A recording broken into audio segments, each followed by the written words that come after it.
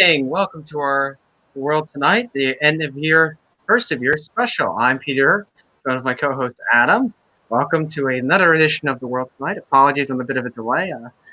Fun things out of the unusual are always fun in the world that we live in. But anyway, we have a fun award show packed for you. Numerous, fun accolades, for winners, losers, and other things we have long, of course, decided on. So, without ado, I'll let Adam put up the first topic. I was just going to say, before we get started, I'm loving the shirt today. Clearly, it's the nice shirt today for the final show of, the start of the year. Yeah. But so we'll go straight into what our first category award thing is. And for the very first one, we're going straight to it with Person of the Year. We're taking a bit of liberty from Time magazine here. And for me, and I feel like maybe Peter will have the same one, because it has been a very monumental year for this group rather than person. I've gone for frontline workers. Now, it probably will seem very obvious why, in this age of COVID-19, or at least it's such an impactful event of the year, frontline workers in healthcare systems, or people who work in infrastructure and logistics, or all the way up to people, working in supermarkets. All of these people have put themselves at the very front of the COVID-19, battle, really, and really made our lives easier for those of us, like myself, really, who just got to stay at home during the various lockdowns. So that is my Person of the Year. What about you, Peter? Yeah, I think Adam said it perfectly. I mean, I also agree with the Person of the Year. I think this has just been a year of, a previous year, I should say. So now we're in 2021. It's been a year of a lot of, the unexpected is the expected. And of course, the global pandemic that is COVID-19 shifted the world we live in, and frontline workers across the globe have been at the forefront of doing this. And many have given up their own lives to save many lives from this horrible disease. And it's just, whatever, of course, you may think of responses by governments, this, of course, is one of the more, humbling, groups who have, regardless of what regulation, have put their lives at stake, many times not being with their families over the holidays, to do the right thing and trying to help as much people as they can. It's just a very noble thing they've done. So I think, the appropriateness for this year is to give the Person of the Year to frontline workers. Rather than Joe Biden. Sorry, Joe. No. We're not doing it this year. Yeah. If this was a normal year, Joe Biden would probably get it by default for beating an incumbent president. Mm-hmm. But there we are. But I think the next category we have, biggest winner of the year. A very broad category. Who did you go for, Peter? Yeah. So my biggest winner of the year is Jacinda Ardern of New Zealand, the Prime Minister of New Zealand, who this year started off rough. She had a bad budget just the year prior, and was in trouble in the polls. And then COVID-19 happened, and she handled herself very well. I mean, New Zealand has been a leader in the world of COVID responses. Currently, I believe there's only 1 or 2 cases currently in New Zealand. And she's won praise for that. And she used this ability to reconnect with the people of New Zealand very well. And this year she was scheduled to go to the public anyway. So she demoralized and destroyed the opposition. I mean, she gave the National Party its worst performance in living memory since 2002. She blew through national leaders left and right that couldn't stand up to her.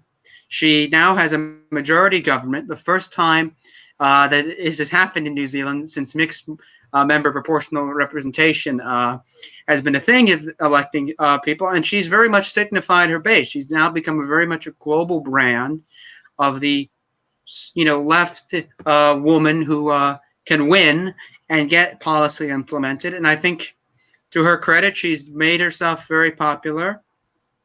And as mentioned, she's also done the act itself. Yeah, she's been very popular because she's very charismatic. And for the New Zealand public, she comes off that authority figure that is needed in times of crisis.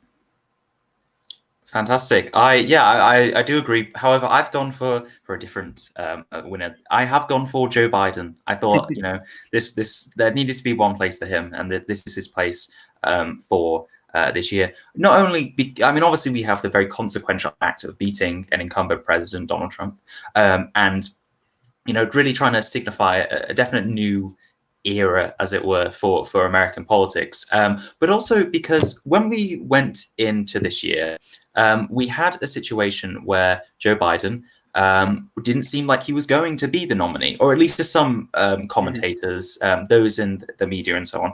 He didn't really seem like he was there. He wasn't the shining star in, I think, literally any of the pre-Iowa debates. He regularly hit, others regularly hit him effectively, thinking to that Kamala Harris moment. And yeah, he kept polling high, but he never actually got those results in any of the contests in Iowa. He didn't succeed. New Hampshire came fifth. Nevada, he was second by quite a long way. And then obviously we came to South Carolina, and then we got Super Tuesday, and really grew himself back. But at least in terms of to the media, he seemed like he definitely was like a phoenix despite his old age, rising from the ashes. He was no meeting darling of the candidates who ran on the Democratic Exactly.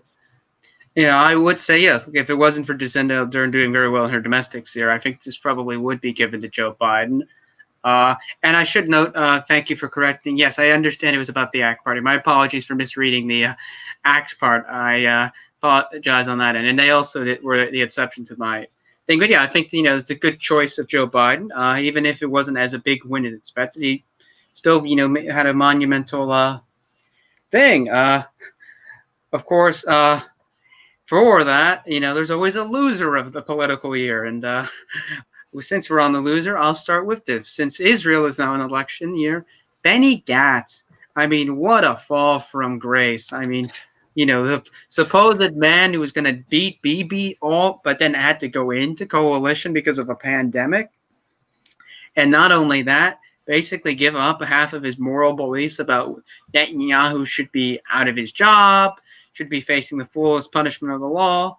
And now all of this just to get a meaningless position of power in the Ministry of Foreign Affairs, and not even finishing the end of the deal about him becoming prime minister in 2 years' time. His party is tanking in the polls and may not even have a single seat in the next Knesset. Yeah, so just to say that he got the portfolio of defense sec and alternate prime minister, which is just a degrading name in itself. I mean, as you said, going from the largest party but a year ago, and now going to the situation now where he polled yesterday, in a Panels Politics poll, being below the electoral threshold, being at the exact same level as the New Economic Party, which had formed the day before. So clearly a very difficult situation. We've gotten to the state where his allies, very close ones, have been going off to different splinter parties, like either the New Hope or obviously having Yesh Atid Telem as its own thing. But then also you have the Israeli party, which has been formed by the mayor of Tel Aviv. And in this situation where all of his political allies have either left politics or gone elsewhere. So he's definitely, a figure who has collapsed in terms of the public eye. What he really, did as a political figure was built up a personality, one that people could trust. And ultimately that trust fell through. And we're in the situation now where, as you said, his political party may not even enter the Knesset. Yeah, and I think we both, by that you agree, we both agree on this pick. And it's also really the old saying, the power corrupts. I mean, they were the largest party at one point, and now he may very well be out of politics, and others may take his mantle at the decks of power. Our topic, and Adam can go away, is the Best Politician Award. Yeah, sure. So the Best Politician, this is slightly different to when I was trying to think through who should be the best politician, I was trying to think through how does it compare to the biggest winner? And my choice for Best Politician is Tsai Ing-wen, the president of Taiwan. Now, the reason I went for her, not only because she is a significant winner this year, in terms of the fact she won re-election with an increased majority, despite a situation where she was quite close to being primaried from her own party in 2019, and very disastrous local elections in 2018. But not only has she, gone above that by winning re-election, but in terms of her actual presidency, she has been very successful. She's controlled the coronavirus effectively while retaining the basic principles of having freedom. An entirely different contrast when you look over the sea and you see China. It's the People's Republic of China, who are sealing people inside their own homes and using very authoritative measures. It's a fantastic contrast to see that democracy and individual freedom can still persist, and it's rewarded them very well. Then there's also the aspect that she is constantly standing up to the People's Republic of China. Taiwan, or the Republic of China, isn't a very significant nation in terms of its size. It doesn't even have a very significant military when you're comparing it directly to the PRC. But in terms of what she's able to do, in terms of inspiring the people of Taiwan and making them feel hope that they don't have to bow down to a draconian power, it's something that's not only inspiring to the world, but more importantly to the people of Taiwan themselves. And she's gone to the situation where she's created a unique Taiwanese identity in terms of the number of people identifying as Taiwanese rather than Chinese. It's gone up significantly since she's become president. So that is monumental to think about, is changing culture just for a single individual. I think she definitely deserves Best Politician. Wow, you took all my talking points. Wow, I must have read all my notes. No, I also agree with this pick, ironically. I think she's very much the politician of the year. As mentioned by prior of last year, she was very much, I don't like to use this phrase, dead in the water. She was unpopular in her own party. She was unpopular with the public. There were rumors, of course, she may get primaried, and she was going to be on the way out. Instead, she handled the COVID crisis spectacularly well. One could make an argument Taiwan had the best COVID response in the world. Face masks were put in place ahead of time, and other social distancing measures. She went from being unpopular to super popular. She ran the election in a decisive victory for herself, and she's now become an international figure for Taiwan. And one of her big strengths now is it is now this place that says, look, we did the freedom way of beating COVID, unlike China, the People's Republic of China, who, let's be quite clear, are probably cooking their books. But she's done very well for herself. I mean, she's the best politician. She's gone from broke to the top, and I think that's, a significant push, that she is now the symbol of Taiwan. She is, in these elections, has proven the undisputed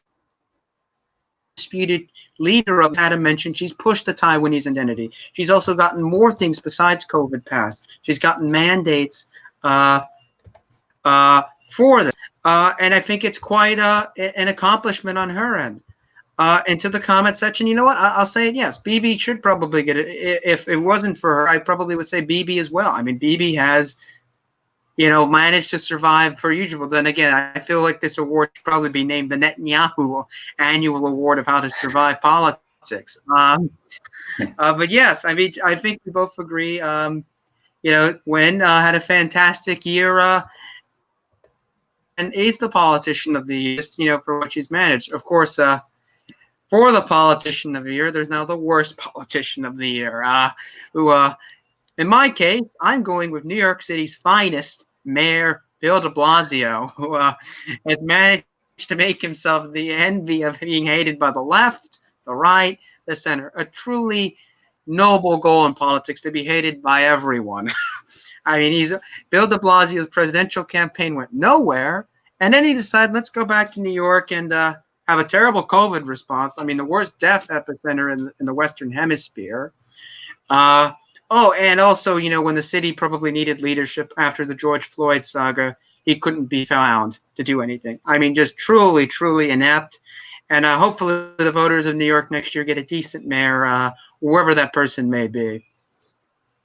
Right, and I'll go straight to my worst politician of 2020. And for me, it is Jeanine Áñez in Bolivia, the interim president, who was able to seize control from a nation in turmoil following the disputed 2019 Bolivian presidential election, is, yes, my worst politician of the year for a number of reasons. Not only did she initially state she'd never go for the presidency, then ultimately U-turn on said decision, and then get to the point where she was polling fourth because she was that unpopular that she had to drop out of the race, you can definitely see why she wasn't able to really inspire the nation despite being the one who was in control. She failed to calm down the nation by expanding the powers of the police and military, ultimately leading to a situation where they had the authority to shoot to kill protesters, and a number of protesters died. Ultimately protesting, getting rid of that important right of a democracy. It especially didn't help the claim that this was a so-called coup, and to have the leader killing civilians. It doesn't exactly way out there. She oversaw one of the worst coronavirus responses in the region, again adding to this situation where she's not really being an inspiring leader. She instead tried to emphasize the role of faith and prayers and fasting as an effective way to control the spread of the coronavirus, which ultimately doesn't have any scientific basis. And she is now a citizen under her true enemy, the one she tried to fight in the very start of her presidency, which is socialism. And her goal of creating a country which the former president Evo Morales would never be able to return to failed. So yes, as a politician, she has failed in every aspect of what she set out to do, and that's why I have her as the worst one of 2020. Which, of course, is mentioned. Whatever your views on that overthrow got the last laugh because Evo Morales now has a friend in charge of Bolivia now. Mm-hmm. Exactly. Mm-hmm. Let's move straight on to the next exciting award, which is the defining political moment of 2020. Very broad one, so maybe you have a few choices for this. I certainly do. So take it away, Peter. Yes, mine is. I was hard to do this, but I had to do this. I think it's a tie between the U.S. election and normalizations of the Israeli ICU moments were defining politically. I mean, the U.S. election, a very brutal, hard-fought election that had a lot of America at its stake. A country that was dealing with the worst pandemic in 100 years, and you had two candidates who arguably were polar opposites of each other, and I think that was a defining. Obviously, Joe Biden won, but the other part of the election was Republicans did better than they were expected to do. I mean, the expectations were Republicans were going to lose seats in the House, lose the Senate. They may still lose the Senate if the Georgia runoffs go against them, but they still managed. I mean, no one in their right mind could have thought, Mitch McConnell would be in the position he is now.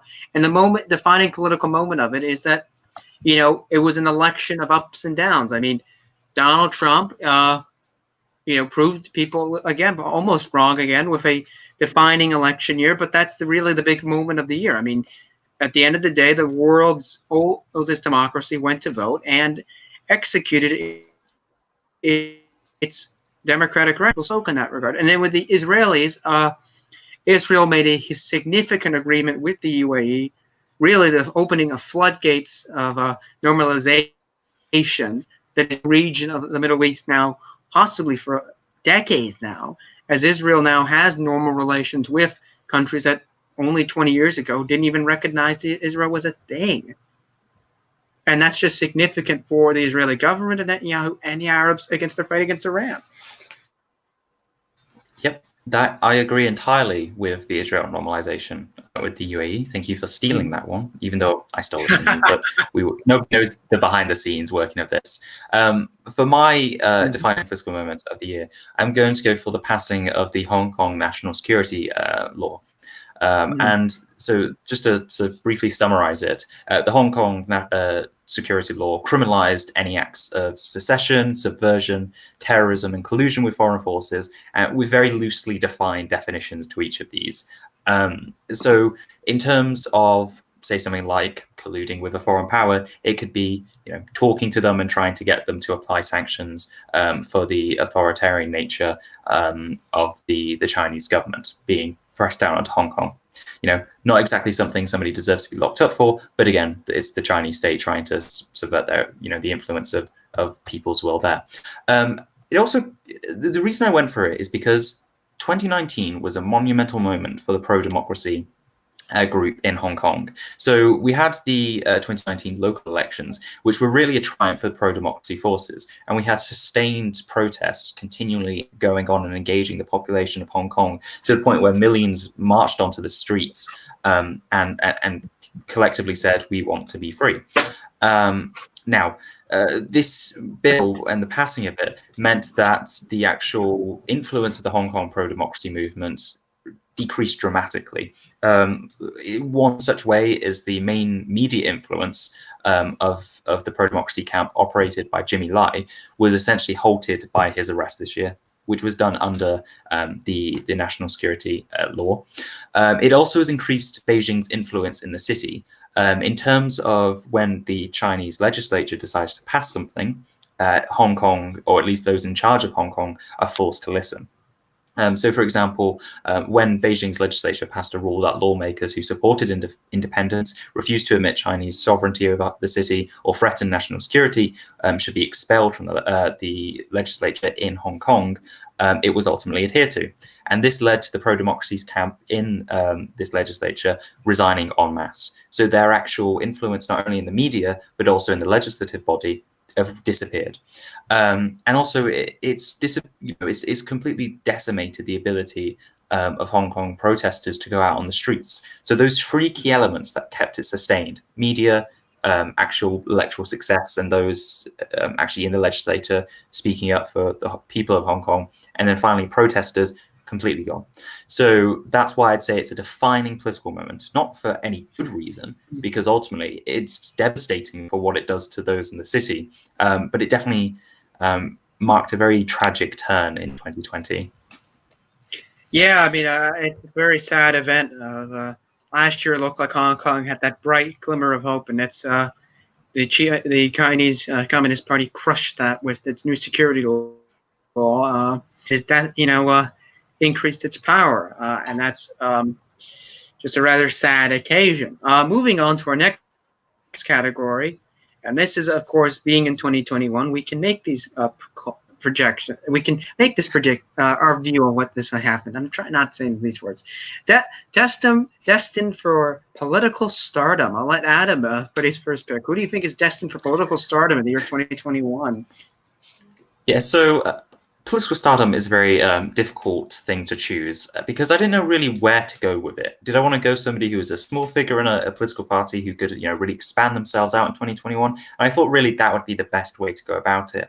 So for mine, I chose a figure who really, went from a very or almost non-existent role to a very prominent one in the Democratic Party in the United States. I've decided to go for Andrew Yang, New York Mayor 2021. It's probably not going to happen. I mean, it may happen. I'm putting it like a 30% chance. But I think that in terms of what 2021 offers to Andrew Yang is something incredibly significant. He has a incredible base in the city, and based off fundraising that he was able to really directly target during the Democratic primary. So in terms of somebody who could really project themselves forward, I think Andrew Yang is definitely that figure, because once he goes for New York mayor and implements UBI, so there's no stopping him there. But yeah, what about yourself, Peter? So in my case, I took I sort of went off Adam's definition, but a little more broader. Someone who 2021 could, because of their own chance, be able to increase their power or become very powerful. And so in my case, I went with Norway's Center Party, and that is their leader. Apologies, I'm not very good at Norwegian. Torgeir Slangvold Verda, who is the leader of the agrarian party that has skyrocketed in the polls of late. It's historically been around third or fourth, but it's skyrocketing, into second or first, depending on which poll it is. And that's really, really big, in the fact that Center hasn't been in charge of Norway since 1971, which is a very, of course, long time. And their leader has been very popular with the public. He has very much attacked the current Norwegian government, which is led by the Conservative Party, for being too, free marketish in terms of Norwegian, agriculture industry. And he's also attacked the Labour Party for basically being inept. And it seems these attacks are working, because he is drawing voters away from both. and very much putting himself in the position that he could very much take himself, who a few months ago, mostly no one was saying, oh, he could be Prime Minister of Norway in a year's time, to very much someone who very much now could be Prime Minister of Norway and could have a very big effect on rechanging a country that is arguably state politically, as the current conservative government is seemingly looking like it's running out of support across the polls, and its parties in its coalition look also destined to lose seats. It's very, he very much could go from third, party of the coalition to being the one in charge of a coalition. I mean, we've got a long way to wait. I believe it's 2022 when the next Norwegian election is. But I definitely think you're making a good observation there. And just for someone in the chat who's saying, same with the Pirate Party in Czechia, I completely agree with you there. They are definitely another party which have been able to elevate themselves. If we're talking about other European political parties who have been able to really crawl out of nowhere, the SAS in Slovakia? Yeah, I believe it's Slovakia. So they're like this fascinating libertarian party, which is in Eastern Europe.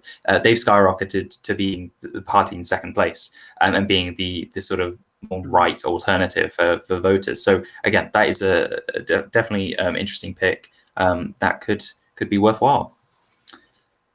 Just a quick thing. The Norwegian election is actually in September of this year, actually. It's September 13th. Oh, damn. Okay. Well, there we are. Fantastic. I need to revise my calendar dates there. But no, in that case, yeah, there's definitely the situation in which the centre party could really propel itself forward. But I'll go straight on to our next one. Oh. Am I okay to say this? Go ahead. No. Okay, cool. No, you can go ahead. No. Yeah, there's a bit of delay between the videos. So anyway, the next category we have is the destined for political oblivion, the very opposite of what we were just going on about. And I think this is a topic this is an award that goes to maybe a group, an organization, an individual who are definitely going to see their decline in 2021. So Peter, who is that for you? Yes, so my nominee is Olaf Scholz, who is the current Vice Chancellor of Germany, who currently is going to be the candidate for the current Social Democratic Party at this year's German election. That's all I can say, this year's German election. Main reason why he's nominated for this is that the Grand Coalition, especially in the Social Democrat, in the case of his party, very much has killed their brand. They're trailing in the polls, not just at the CDU by a mile. They're now also falling behind the Greens by an extended deficit. And it should be for anyone who's interested in this. The SPD, I think I'm saying it right. SPD, yes, has never finished below second in any German election in the free, democratic era. So them falling off, and itself, Mr. Scholz, while he's popular, it's just very unlikely he'll be able to maintain anything for the SPD, and very likely we'll see them fall to third and probably end his role as the Vice Chancellor of Germany as well. Which is also to say he only got this job because the party's own MPs didn't trust their own current leadership prior. So, I think destined for political oblivion. He will run in the next election, put up a good fight, but it won't be very good for his overall electoral hopes.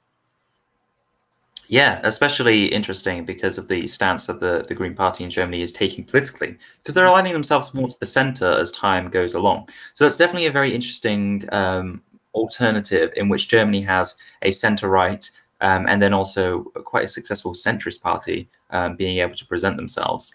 But for me, I'm going for a very broad,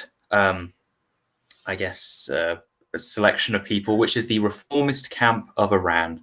Last year, 2020, started off terribly for the reformist camp. Not only did we have Donald Trump completely obliterating the Iran nuclear deal, which was the whole point behind the reformist camp, is them being able to show how they're successful and able to curb any sort of power play being made by the United States with this deal. They not only lost that, they've lost their legislative influence, because in the elections that took place in February this year, they lost their entire majority, falling to just 20 seats. And allowing the principalist faction, which is a lot more conservative, Islamist party or sets of parties, were able to skyrocket. And this was again reinforced when the second round for these elections were held, and again, reformist candidates lost incredibly. And now this year we have the presidential elections for Iran that are coming up, and there isn't a reformist candidate in sight that can really present themselves to the Iranian people. There's obviously the fact that the Ayatollah, who ultimately have the most control over the country, has taken into a very significant dislike towards the camp, and therefore all of their influence is being curbed entirely. But yeah, they've not only lost their relevance in 2020, but going into the presidential election, they're going to be losing all of their influence there as well. Yeah, good pick. I mean, ironically, it's something later on my list. But moving on to that, we now go to the defining moment of the year. And I'll start. For me, the defining moment was COVID. I mean, that really changed the world we were in. I mean, feels like the world prior to March, it feels very different. And it's just, that is the new world complexity we live in. I mean, it feels very odd now not to think of a world with face mask, social distancing, and that it just that's a defining moment. It defined the politics of of the world. I mean, in the U.S., Europe, Asia, and just the sheer amount of death and suffering people have had to face from this thing. It's a defining moment because it's changed the landscape of how we do things now in the world. Yeah. I mean, just looking at the events because I was just going to say this is the exact same thing for me. I don't think there could literally be anything else that could define this year more than COVID-19. Just talking about some of the major conflicts we've talked about on the show before. The Tigray conflict in Ethiopia, it started because of delays to elections because of COVID-19. A significant set of restrictions against individual people and just people as a whole in Hong Kong took place because of COVID-19. Their elections, which were supposed to take place in September this year, were cancelled because of COVID-19. In terms of election results, it's either blessed parties or cursed them. As I was talking about before, with Bolivia, cursed them. In New Zealand, blessed them. So many things have been influenced this year entirely by COVID-19 and all the economic results from it.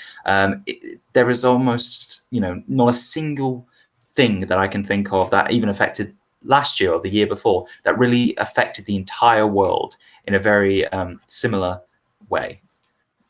Mm-hmm.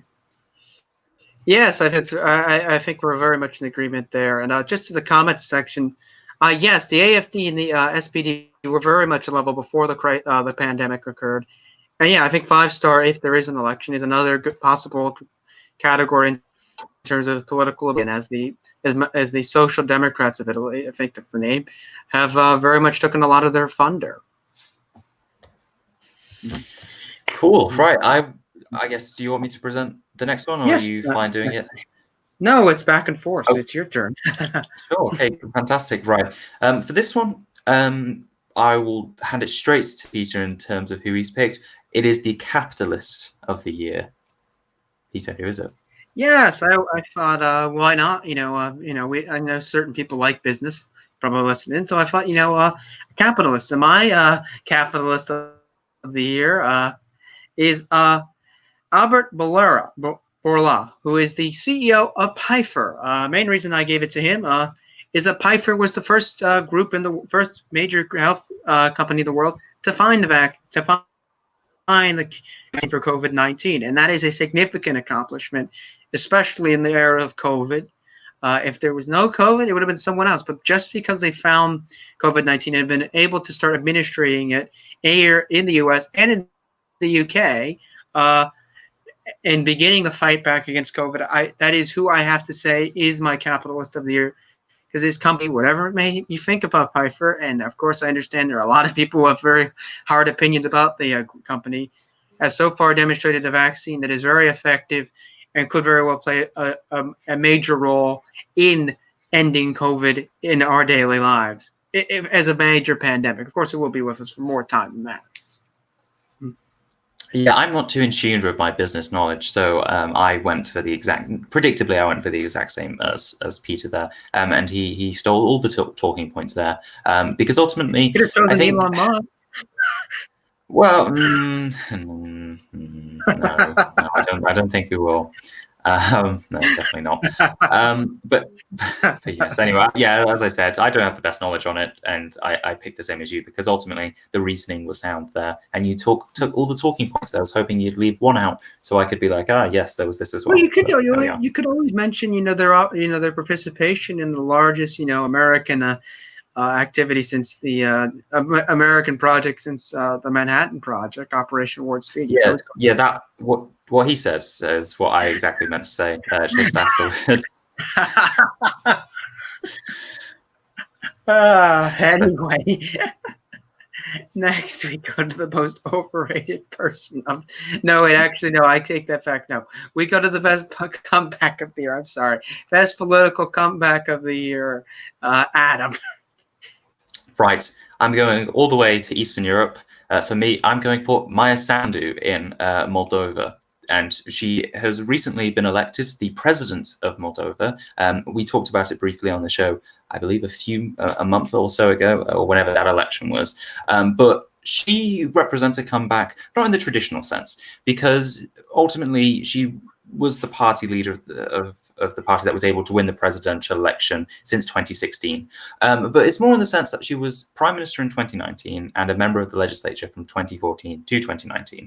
And she really sort of, she obviously, was able to oversee a country in her. She didn't last in the role for very long, so that's sort of why I'm thinking it's a comeback, because she was there, she sort of disappeared after a while, but now she's been able to represent this pro-Western, pro-EU movement inside of Moldova. Somebody who wants to really take the country out of poverty and start aligning itself with the liberal democracies that surround itself, rather than the authoritarian nature of the other partner, which is Russia, which the other sort of political camp wants to align itself with. So in terms of political comeback, she's been able to be in government by being the head of the government, but now becoming the head of the state as president. But Peter, who is it for you? Yes, so my pick is not maybe surprising if you've heard me in the past, but I'm going to go with Scott Morrison of Australia. He began the year with a very criticized approach to the wildfires that had hit Australia at the end of 2019 into the beginning of 2020, and his approval ratings took a nosedive. And now, with his response to COVID, arguably very, well managed in his case, and doesn't get a lot of credit for it. He's now become very popular. His party now leads in every opinion poll. Morrison himself has reestablished himself as this, statesman who in Australia, was able to provide the country with, a better outcome than any other parts of the world, because Australia has done very well. And in Morrison's case, he's refixed his image now as his new pragmatist. And it's not just on COVID. He's also now changing on his climate views as well, to suit, more of a thing. And he's very much in a position now, as mentioned in the chat. And he took my line. I feel like great minds think alike. He very well could be the first prime minister since John Howard to serve out a full term, because of how popular he is with COVID. His government adjusted, very much gave a very generous scheme to the unemployed affected by COVID. And in his case, he's gone from the bottom to the top, as mentioned earlier. I mean, Morrison has very much reestablished himself as this figure of a liberal prime minister in control, who is very up to date with the world at hand, and the Australian public feels very trusted in his leadership. And Morrison could very well end this year, on the urge of another term, and with Australia probably being one of the first countries to have a return to normal, as they've already started to as of this month. Fantastic. And that a very controversial pick, I imagine, for some of our listeners. But no, I agree with you there entirely. I think he's somebody who was able to really create, as I was saying before about how defining COVID-19 has been. I think it's definitely one of those situations where he was able to take this crisis, completely turn it on its head and bring it back. And just to the person saying Bibi Netanyahu, we can't have him for every single category. I will indeed. I will though. I mean, Collins is a fair pick. I will say in that regard, since she beat all expectations of everyone thought she was politically over, and now have 6 more years in the Senate. Exactly. I thought we'll just take us on to the next topic, or next award, which is the worst political scandal. What's the one that was the most stinging this year? I'll let you lead that off, Adam. Oh, yep. Okay, sure. My one was the FVD, as in Forum for Democracy in the Netherlands, Youth Group Gate. So this is an interesting one because in 2019, the Forum for Democracy, which is a more conservative alternative for the right in the Netherlands to present itself, it was really seen as the party that was able to seize the opportunity and really just skyrocket. In 2019, in the provincial elections, they were able to come first, which is just pretty insane to think about, of a party coming out of nowhere and just seizing pretty significant power and becoming the most popular party in a very contested field. But their sort of triumph went downhill incredibly quickly.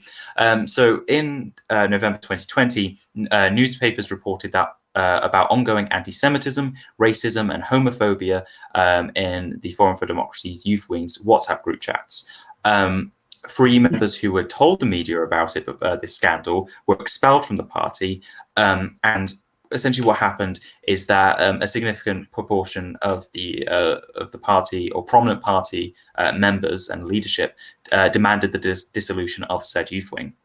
Now, the leader of Forum for Democracy didn't want to do that because he had very good relations with the youth wing's chairman, and so oversaw a crisis which essentially split the party in multiple directions, and took the party polling from about 14%, which is incredible for a party in the Netherlands with such a contested field, down to about 2%. So definitely a fall from grace there, in a situation where they definitely thought they could maybe be the next government formers, but it doesn't look like that'll be happening anytime soon. Yeah, I think that's a great pick. My choice is the We Charity scandal in Canada. More or less because of the very dynamic stress it put the Trudeau government under. It put it under a near vote of no confidence from the Assembly, from the Canadian Parliament, I should say, led to the resignation of Finance Minister Bill Morneau, and very much added another damaging scandal to Trudeau. And yes, Trudeau may be ahead in the polls, but it's still another damaging scandal. We had blackface, and we had SNC Lavendor just in 2019 and early 2020, and this just really took numerous members of the Liberal government involved with it. You had a finance minister whose daughter worked at this charity, the prime minister whose wife and family were members of the charity as well, and they were also the same group that were looking at giving them a contract on charity. I mean that really isn't the greatest ethical thing in the world, and they just put the Canadian government, especially on the back burner of having to basically explain, we aren't doing anything wrong per se, and he had to basically fire his own finance minister to basically try to die down the scandal. So in my mind, I think that's the worst political scandal. In my opinion, though, I will say Adam's point about the Forum for Democracy maybe is the most damaging in terms of electoral prospects, as they've gone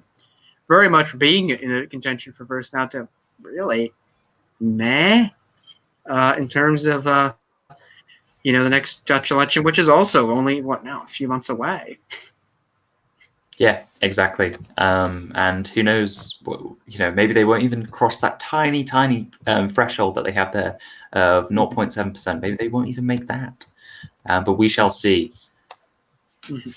Our next fun category is the most overrated person of the year. And I'll start this off. I'm probably going to get a lot of controversy for this pick. Kamala Harris. Yes, Vice President-elect is, my opinion, the most overrated politician of the year. People are way overhyping her abilities in my mind. This is the same person who dropped out in December before Iowa. Very much was criticized for running a very crappy presidential campaign. Arguably didn't really shine in her vice presidential debate against Mike Pence. And very much, had a lot of questionable, things down, the line. I mean, she really wasn't that great. And I mean, and she's now being, talked about as the next president of the United States. I mean, while it is possible, I mean, we still, that's assuming Joe Biden doesn't finish his term out. And there have been many argue that she doesn't necessarily that. And I don't think Kamala Harris is as advertised as a lot of people make her out to seem. And I think she's just overhyped by numerous media and other political wings who think that she's, almost the next star darling of the Democratic Party, which I'm not as full a believer she really is. And I think she's more of an easy, less strong VP. And I could be wrong, but I think, that's my opinion, the most overrated politician of the year. You, Adam? I have so many I could have gone for. There's, Tulsi Gabbard was a high one up there for me. Mike Bloomberg. Oh my God, what were people thinking back just in early 2020? Rudy Giuliani. I mean, I'm sure some people like him, and they're really overrating him. But in terms of, I went for the safest pick because I couldn't really think of any individual. I said that Donald Trump was the most overrated person of 2020. Not in the sense that, he was able to, pull off a better than expected loss, but really in terms of how people expected he'd be able to seize a lost election. Because people were predicting it months prior that unless there was a substantial victory for Joe Biden, then ultimately, Donald Trump was going to be able to steal the election.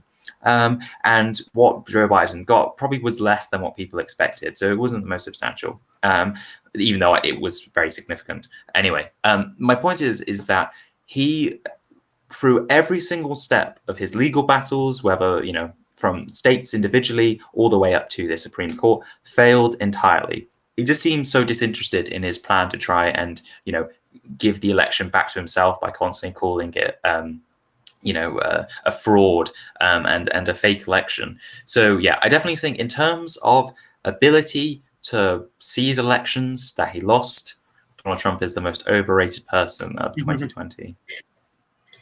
Well, it's yeah. I mean that, and we move to our next category. If we had overrated, we have our underrated person of the year, and I'll let Adam finish up on that. I was going to go for Ed Davey. Thought maybe that'd be a bit too partisan for me. No, I'm kidding. I actually went for the Belarusian opposition leader, Tsikhanouska, I believe is how it's pronounced. Again, apologies for my pronunciations here. Now, some people may be going, she was an incredibly important figure in, the start of when the actual Belarusian presidential elections took place, and her ability to really seize the moment and push herself forward in terms of, to the public sphere. But in terms of, I guess, just continual understanding of what is happening in Belarus beyond this initial period of the protests, people aren't giving her the credit that she deserves. She's gone on a significant, not only media tour for Western Europe or just Western media outlets, but also she's engaging with partners across Belarus and organizing and coordinating people so that they're actually able to fight for a free country. And I think that when people look at her, they aren't, they see her as the presidential candidate who was able to dispute the leadership with dictator Lukashenko. But yeah, that's just the general idea I see. When I think of underrated, I think of, I think she was adequately rated, as it were, during the actual presidential elections and the subsequent protests for a few weeks after, but we don't really understand what she's doing at the moment. And that's why I think she's the most underrated person of 2020. Yeah, I mean, it's a good shout out. I mean, she very much, doesn't get as much reporting as she should for media now. My underrated person of the year is not a politician. It is a central banker. It is Jerome Powell, the chairman of the Federal Reserve, who I think has not gotten a lot of credit for his very at times innovative monetary policy in order to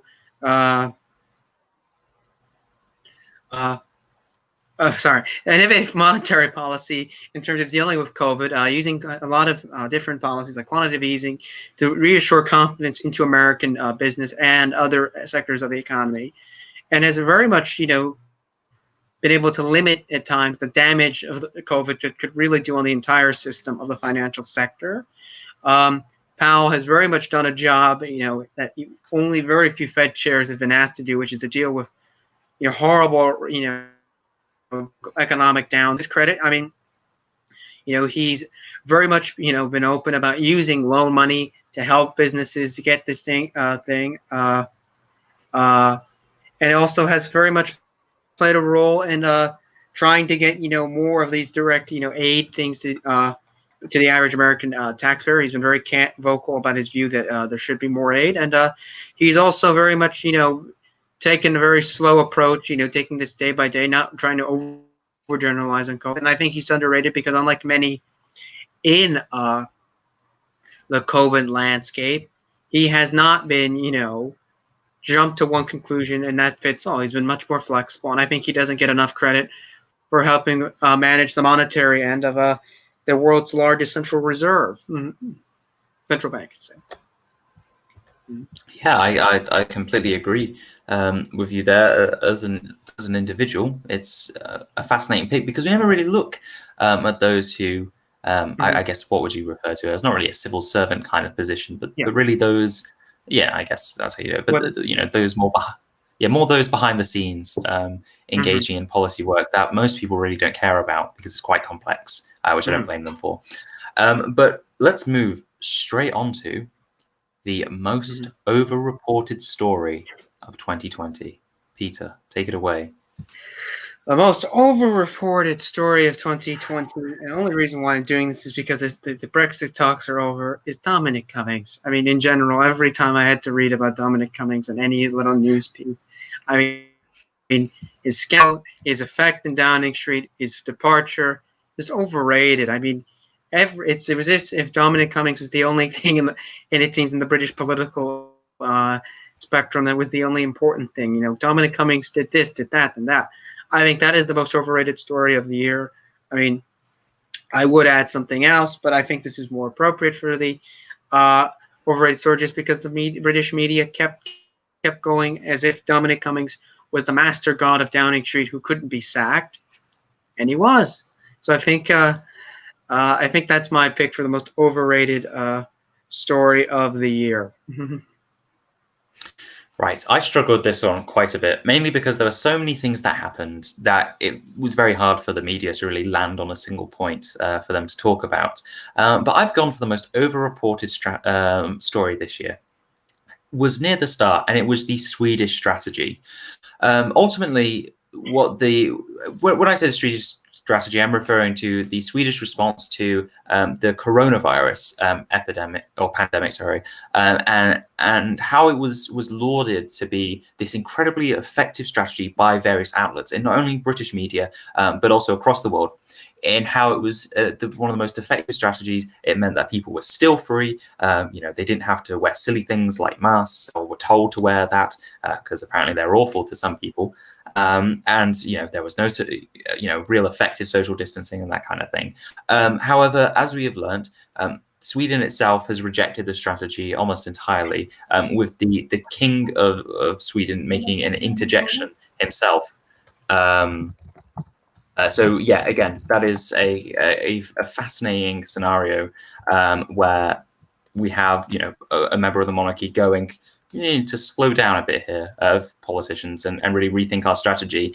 And this also extends to people who thought a second wave of the coronavirus would never hit because they thought the Swedish strategy showed that would never happen. But here we are. Yeah, I mean, the Swedish strategy is another good point. I mean, I remember being constantly told Swedish strategy. A lot of the people screaming about the Swedish strategy have gone quiet. How about we say that? Exactly. Deleted some tweets maybe from early on in this year.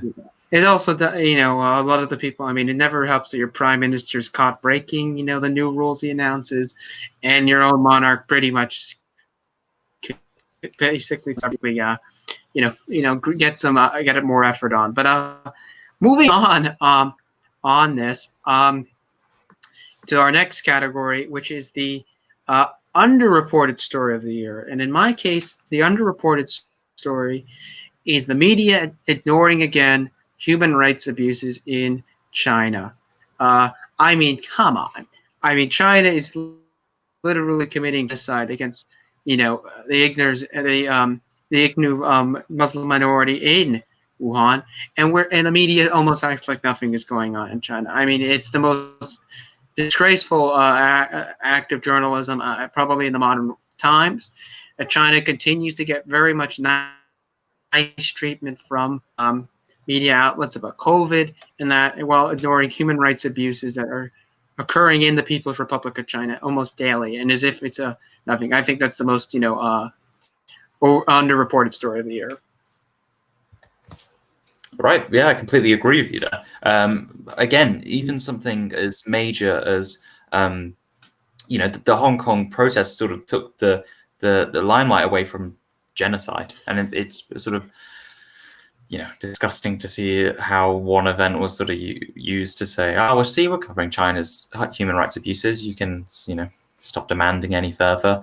But for me, I have decided to go for Turkish foreign policy as the most underreported set of stories this year. So this is really looking at the sort of monumental effect of Turkey's foreign policy this year, which has been very unique. It's been sort of trying to orient itself to being very independent and pushing itself out there as a third player in the Middle East. So whether this extends from Turkey's aggression with French President Emmanuel Macron over the issue of Islamophobia and France's response to terrorist attacks earlier this year, their aggressive response to a NATO ally, Greece, over maritime access and resources there. They've increased their role in Libya, and they've really pushed themselves forward in the Nagorno-Karabakh conflict, which ended, well, not really ended, but had a more conclusive ending this year. So yeah, I definitely think there's not as much analysis to what Turkey is doing with not only the Eastern Mediterranean, but also deeper into the Middle East itself. So I think that's something people should be paying a lot of attention to next year, because it may be blowing back in Erdogan's face. Yeah, we've already heard a report that he wants to have closer relations with Israel. Is already one interesting thing. Yeah, I mean, who knows with that. Anyway, so moving on to the penultimate award. We're nearing the end of the show. I know it's very sad. We're going to the inspiring movement. Oh, did you mean moment or movement of? Yeah, moment of the year. My apologies on the typo when I said inspiring moment of 2020, Peter. I would say, and I had a different thing marked down, but having talked about it already, I'm going to change it and say I'm going to say the return of sports. I mean, in a year that's been so dark, to see athletes be able to play again, and for certain places, winning their teams being able to win has brought light, I think, in a lot of dark years for a lot of people. I mean, I'm a sports fan myself, and I will admit it was very sad to see no sports for arguably 3 months, nothing to do, and to see sports come back and really give a lot of days a distraction from the world that we are in. I think is the most inspiring moment. I think if I had to say, I mean, there was an Italian football team called Atalanta who played very well into the Champions League and that was decimated with COVID, and that just a lot of these places doing it for their local towns that had been decimated. And just it's my inspiring moment of the year. I went with sports, not politics in this case. Yeah, I mean, I wouldn't share as just a person the comments. The AUR.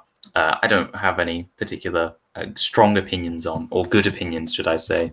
But anyway, well, we'll just leave that there. Anyway, I'm gonna go on to my topic. Oh, sorry, my I guess inspiring moment of 2020, which was for me, I know it maybe seem a bit predictable, but it was Black Lives Matter, really resurging itself as a movement this year, because I'm not going to talk as if I have any real authority on the topic because, as you see, I am very white. But in terms of what people's response on the streets to racism, to police brutality, and a number of very key defining issues for thousands of people across not only the West but also extended further. So, yes, I think ultimately for me, Black Lives Matter has been a very inspiring moment, or at least the movement that spawned out of it has been incredibly inspiring, at least to me, because and also to thousands of others that I know. But yes, Peter, would you like to bring forward? Oh, sorry. No, just saying Black Lives Matter was a very major important thing of the year. We've now reached our final category, and that is the map prediction 2021. So it's our major prediction for 2021. I will let Adam go first. What he thinks is his major prediction for this year. Okay, so I have two major predictions, which is probably going to make me seem quite embarrassed when it comes to when we're doing the show in 2022, but there we are. So, number one, Netanyahu will form the next Israeli government. I'm putting it out there. I'm throwing my cards on the table. I'm saying that he will somehow mastermind his way around the very fractured system in which he's found himself in. I'm not entirely convinced that Sa'ar's New Hope Party is really going to be that anti-Netanyahu in the end. And then also, my second one is that Joe Biden will not be the president of the United States by the end of 2021. I think that his age will catch up. I mean, it's not a very exciting thing to say, but it's my prediction. Okay, I'm just going to stop myself before, I say, it seems like I'm saying. Very bold prediction. We like these bold predictions. There we are. I want to throw it in. I want to make it exciting. Yes. So I have one. I could add a second, but my major one is I do think my major 2021 prediction is that the Iran nuclear deal will die completely as an agreement. I do think that, as mentioned, the hardliners will have more evidence this time not to follow through. And I think it will just become a bigger focal point of that. And I think the Europeans, and especially Joe Biden, will see they have no other but to have to move back to aggressive measures. And I'll add a second one, is that, and it's sort of been said in the comments, 2021 may be the year of the green surge. In Germany and in other possible places, the Greens may do very well, to the point that they very well happen. And I think the Greens are in for across the globe. Major Green parties are in for a good year, especially in Germany and in the continent of Europe. Yeah, unless you're the British Greens. Well, yeah, there we are. It's not like I support them on, any council seats to take away from them. But yeah, just to some of the other people, what they've said in the comments, because there are some exciting predictions here. Pirate politics becoming the new green movement / libertarianism. See, I'm unsure about this but I do respect the opinion entirely, because there are definitely major places in which pirates politics has been able to really, push itself forward. However, it's very localized and hasn't been able to really. I don't personally see it, and maybe I'll be proven wrong this year, of being able to really push itself forward out of nowhere. Because lots of countries have pirate politics. Israel has one, but it gets a tiny. I think it only gets about 1,000 votes. The UK has one, but I don't know if they stand in any seats in general elections. I just think, besides a few select places, I don't really see it appearing anywhere. But then again, maybe I will be proven wrong, and we'll have a variety. If they're successful in governments, then maybe they'll be able to really spread their movements elsewhere. And I specifically, another thing I like, Trump TV. That is 100% happening. Oh yeah, that is 100%. It's probably going to be called exactly Trump TV. Yeah. I would not lie. I would pay Trump TV just for the entertainment factor of it. Ah, well, Even if dear. I'm not, I mean, there's. but not the Well, maybe biggest that's why Trump. pirate parties. Oh, sorry. No, go ahead. I was going to say maybe that's why pirate parties will really resurge to start pirating Trump TV for the entertainment value. Yes, and to the correction about the Greens, yes, I know 2019 was a good green year, but I think 2021 we see the Greens and possibly, especially in Germany, take that step and very much major players in many European power holes. But no, I think you have fun predictions, and I know Arkelic, our other usual fan, and Harold Lawson has been our fill-in today, and very nice to have you today here, Harold. Arkelic's prediction is the Tories will turn on themselves, and Boris will not be prime minister by 2022. As Prime Minister Rishi Sunak is not an impossibility these days.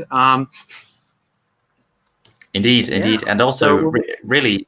Oh, sorry, I was saying, or it may even extend to the point where he gets to 2021 and he's not prime minister. There were some weird reports which were saying he'd be gone by January this year. I don't actually buy into it. I think maybe it will take some kind of devastating, inability to recover from the declining economy that will really destroy him, and then the Tories will have to reinvent themselves. But yeah. Yeah, we've now reached the end of our list. Next we will be back next week with a normal show. We will probably very much talk about Brexit, the deal, even though it was over the holiday. We will mention it more in detail. Today is our special show, but we want to again thank you all for watching. I want to thank Arkelic and Harold for both being very fun commentators in the comment section. We love engagement. Mm-hmm. Yeah, and I was just going to say, as a whole, thank you for everyone who does listen to this show or watches it. It does mean a lot to have, a set of people come along and decide to care about, or maybe not even care, but just listen to what Peter and I have to say. It's been incredibly fun making this across 2020. I'm very excited to continue it into 2021. I have some ideas of my own of how we can sort of improve our own coverage. Maybe we can start making some graphics for Loser of the Week. I don't know if Elections Daily would want to post that, but well, there we are. And maybe just see if there's any way that we can really professionalize or make The World Tonight a bit more exciting than it already is. Maybe if I ever get the money for it, a microphone, because this audio quality is never the best. But it's definitely been really fun making this with you as well, Peter, and everyone who listens. So thank you for continuing to listen. Indeed, it's it's the first day of the year, and I want to say before we end the show that it's been a privilege to have Adam as a guest co-host. I should say permanent co-host. Let me correct myself. Permanent co-host. Permanent. I'm gonna get lovely mail things in the mail now from Adam. I wouldn't say is a fabulous as a co-host, fabulous co-host to work with. It's always great to have Adam as a friend, and obviously. So it will be interesting. Hopefully, we do have this new data, and hopefully, 2021 we continue providing this medium for you, and much more, graphics improved. And on that note, we've now reached the end. And before we leave, follow Elections Daily on Twitter, or follow if you missed any podcasts we've done before. You can go on Apple, Spotify, whatever you use for podcast. We are thing. Arkelic. Yep, we have another final prediction. Just before we end the show, we have the final prediction that guest host Adam Lawless will be ousted from Elections Daily in 2021 to be replaced with the Peter Show. I'm sure we'll all be looking forward to that. Peter TV, maybe, but. No. If anything, I'd make Adam the full host of this show.